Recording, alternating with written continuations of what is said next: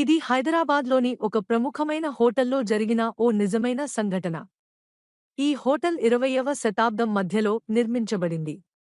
చాలామంది పర్యాటకులు, వ్యాపారస్తులు ఈ హోటల్లో రాత్రి గడిపేందుకు వస్తుంటారు. కానీ, ఈ హోటల్ గురించి వినిపించే కథలు చాలా వరకు భయంకరంగా ఉన్నాయి. ఒక రాత్రి, విశాల్ అనే యువకుడు తన మిత్రులతో కలిసి ఈ హోటల్లో డిన్నర్ పూర్తి చేసి, తన గదికి వెళ్ళాడు. అతను తన రోజు పనుల్ని పూర్తి చేసి, పక్క గది లైట్ వేసి నిద్రపోయాడు. కాని, రాత్రి సుమారు 2 గంటల సమయంలో చాలా విచిత్రమైన శబ్దాలు వినిపించసాగాయి. మొదట, అతను ఆ శబ్దాలు పెద్దగా గమనించలేదు.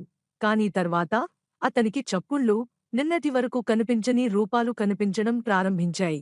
ఆశ్చర్యంగా, దెబ్బతిన్న గడియారం పనిచేయడం మొదలైంది.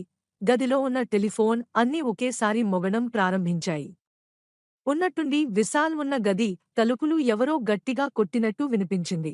ఈ సమయంలో ఎవరూ అని వెళ్లి డోర్ తీసి చూశాడు. ఆ ఫ్లోర్ కారిడార్లో ఎవరూ లేరు, చాలా నిశ్శబ్దంగా ఉంది. కొంచెం ముందుకి వెళ్లి చూడగా ఒక ఆకారం కిటికీ దగ్గర నుంచొని బయటికి చూస్తూ కనిపించింది. విశాల్ ఆ ఆకారం దగ్గరగా వెళ్లి, ఎవరూ, మీరు ఎందుకు ఇక్కడ ఈ టైంలో నుంచొని ఉన్నారు అని అడిగాడు. కాని అవతలి నుంచి ఏ సమాధానం లేదు. విశాల్ అతని భుజం మీద చెయ్యి వేయడానికి ప్రయత్నించగా తన చెయ్యి గాలిని తాకి వచ్చినట్టుగా అనిపించింది. ఆశ్చర్యంగా చూసిన విశాల్ వైపు ఆ ఆకారం ఒక్కసారిగా తిరిగి చూసింది.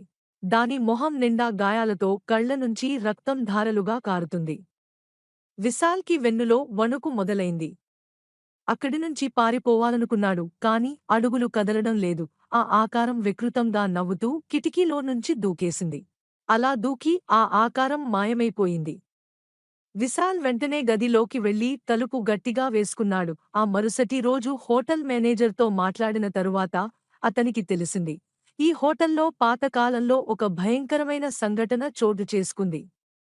ఒక దొంగ హోటల్లో చోరీకి వెళ్లి పోలీసుల నుండి తప్పించుకునే సమయంలో హోటల్ వద్దనే మరణించాడు. అతనికి ఆ సమయంలో అకాల మరణం కలిగింది. కాని అతని ఆత్మ హోటల్లోనే నిలిచిపోయింది. ఈ సంఘటన తర్వాత కొందరు వారికి ఆ ఆత్మ రాత్రిపూట కనబడేదని, హోటల్పై ఎక్కువ మంది తమ అనుభవాలను చెప్పినట్టు తెలిసింది.